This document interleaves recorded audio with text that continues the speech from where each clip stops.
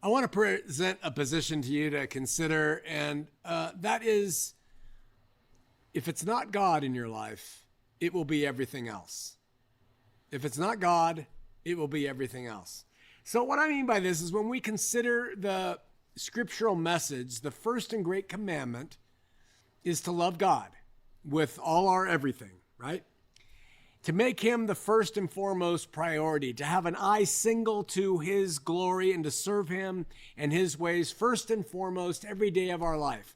That's what it is. It sounds daunting when someone says it. It's not if you allow him to work in you instead of you working it yourself. So you're really just letting go. And that's reiterated by me. Let go. You've seen the bumper sticker, let go and let God. It really is. We have to do the things to maintain and stuff, but just let him work, right? It takes time to learn to make him a priority. We grow up, serving our own needs and our own wants. I've got a little granddaughter, man. It's fascinating to watch this kid. She serves her needs. She wants her needs met. And she is like so beautiful, so engaging. But when she wants something, look out, baby. That's what we're coming to this world doing, serving ourselves.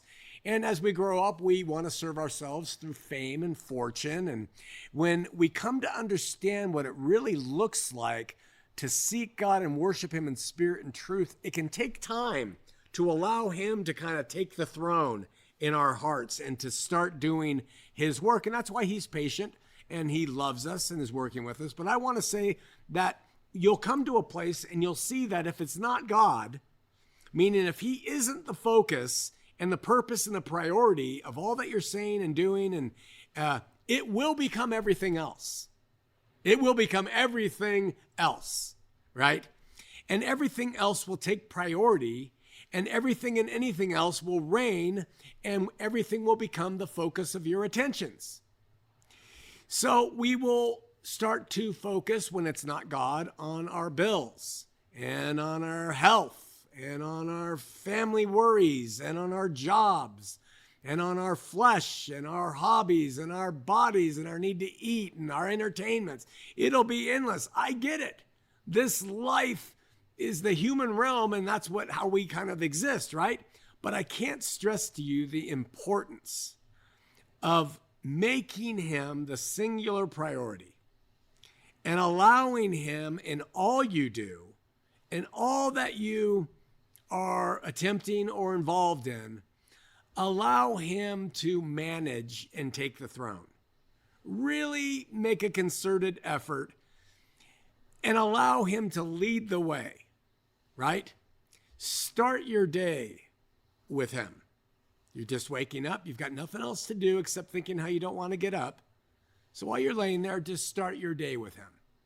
It doesn't have to be anything rote. Just, hey, take this day. Show me your presence. Use me as you want. Protect my family. I'm giving this day to you. Now lead me. Try it. And then end your day with him. What happened? Where am I casually? Or you can fall asleep and not do it, or you can remember, or whatever. This isn't religion. I'm just suggesting some things that you might consider. And throughout your day, talk to him. You're driving in the car and something comes up. Oh yeah, I've got this issue I've got to deal with. Lord, help me with this thing. I don't know how to handle it. Include him. That's helping bring him to the place where he is at the front.